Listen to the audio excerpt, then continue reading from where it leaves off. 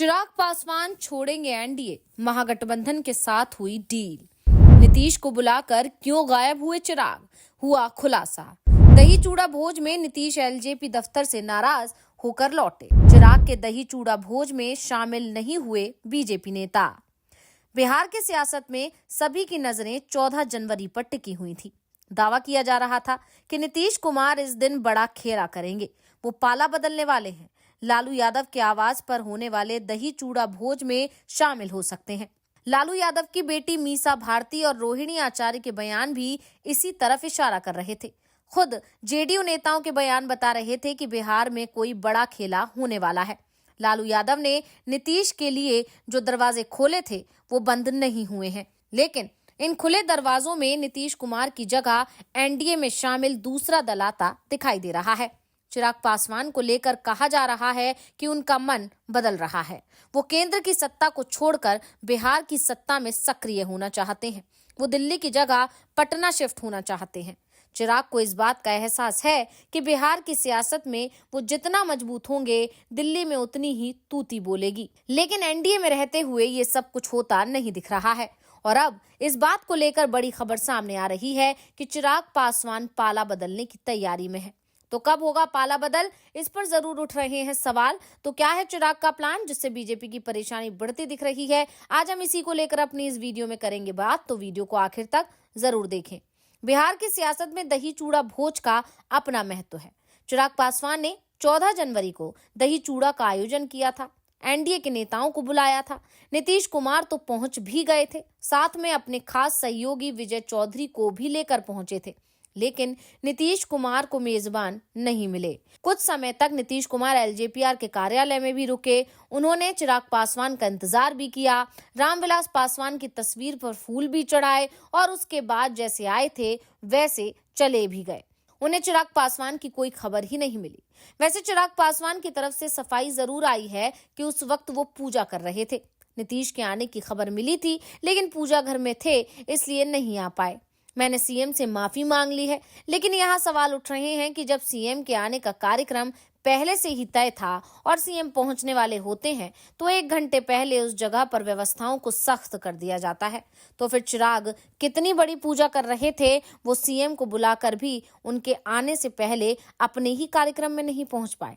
लेकिन अब इसे लेकर बड़ा खुलासा हुआ है। खुलासे के मुताबिक चिराग पासवान नीतीश से मुलाकात करने को तैयार ही नहीं थे और इसीलिए जिस समय नीतीश कुमार पहुंचे चिराग गायब हो गए। और इसके पीछे सबसे बड़ा कारण माना जा रहा है बिहार की सियासत को। चिराग पासवान के बारे में खबर आ रही है कि वो तेजस्वी यादव के संपर्क में है। खबर यहां तक है कि चिराग पासवान की तेजस्वी यादव से साथ बंद कमरे में करीब 2 घंटे लंबी बैठक भी हो चुकी है, जिसमें बहुत कुछ तय हुआ है। और इस बैठक की खबर बाद में बीजेपी हाईकमान को भी हो गई थी, जिसके बाद अचानक ही ईडी सक्रिय हो गई थी। चिराग के करीबी हुलास पांडे के 1 दर्जन के करीब ठिकानों पर छापेमारी हुई थी। हुलास पांडे को एलजेपीआर का फाइनेंसर तक कहा जाता है। वो चिराग की पार्टी के विधानमंडल दल के नेता हैं। साफ है हुलास का जबरदस्त दबदबा एलजेपीआर में है। लेकिन जिस तरह से चिराग की तेजस्वी यादव से मुलाकात की खबरों के बाद उनके समर्थक पर छापा पड़ा था, उसके बाद चिराग बेहद संभले हुए अंदाज में आगे बढ़ रहे हैं। लेकिन ये कहा जा रहा है कि चिराग इस बार बेहद सतर्क हैं। चिराग की सबसे बड़ी चिंता बिहार की सियासत को लेकर है। चिराग को इस बात का एहसास है कि अगर वो एनडीए में रहते हैं तो उन्हें किसी भी कीमत पर बीजेपी और जेडीयू 25 से ज्यादा सीटें नहीं देगा, जबकि चिराग 50 से ज्यादा सीटों पर चुनाव लड़ने की इच्छा जता रहे हैं। वैसे तो वो सभी 243 सीटों पर तैयारी कर रहे हैं। ऐसे में खबर ये भी आ रही है कि तेजस्वी यादव की तरफ से चिराग को ऑफर दिया गया है कि अगर वो साथ आते हैं तो आरजेडी चिराग की पार्टी को लेकर सीट बंटवारे के लिए नरमी दिखाएगी, यानी एलजेपीआर को 50 सीट दी जा सकती है। और ये कहा जा रहा है कि चिराग पासवान अब महागठबंधन के साथ जाने का भी मन बना रहे हैं और इसी के चलते अब बीजेपी हाईकमान भी चिराग से दूरी बना रहा है। एक तरफ तो नीतीश कुमार के साथ हरदम बीजेपी का एक ना एक नेता दिखाई दे रहा है, तो वहीं चिराग पासवान को लेकर बीजेपी निश्चिंत हो गई है। चिराग से कह दिया गया है कि उन्हें जो भी फैसला करना है वो कर सकते हैं और चिराग के दही चूड़ा में इसकी झलक भी दिखाई दी। चिराग पासवान द्वारा आयोजित इस सभा में एनडीए घटक दलों के कई नेताओं के शामिल होने की उम्मीद थी। इनमें खासकर सम्राट चौधरी, विजय सिन्हा और दिलीप जायसवाल का नाम भी शामिल था।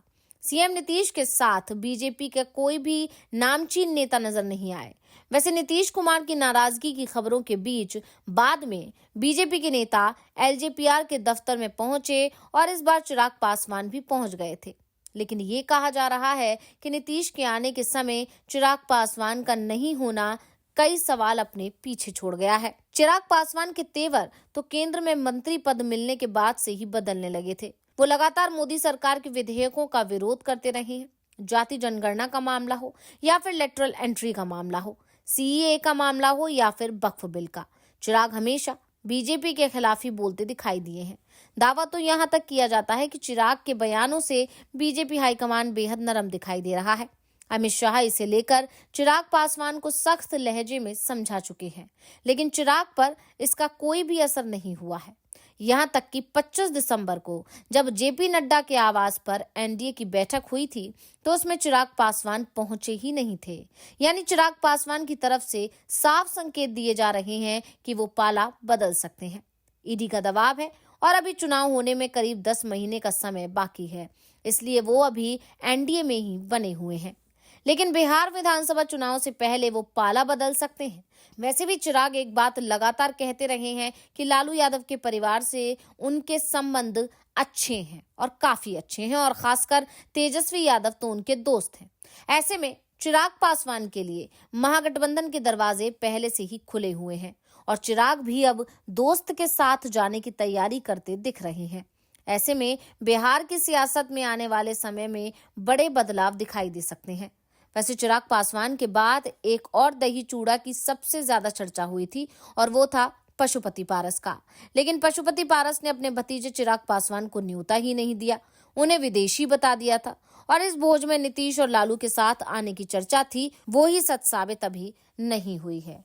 यानी चिराग पासवान के बदले तेवर बीजेपी की चिंता बढ़ा रहे हैं। चिराग पासवान के तेवरों को साधने के लिए ही बीजेपी ने राज्य में ईडी को सक्रिय किया था और चिराग पासवान के तेवर कुछ नरम दिखाई दिए, लेकिन बीजेपी को ये खटक जरूर गया है। तो ये रिपोर्ट आपको कैसी लगी हमें कमेंट करके अपनी राय जरूर दीजिएगा। इसी के साथ वीडियो को लाइक करें, वीडियो को शेयर करें और चैनल को सब्सक्राइब करना ना भूलें।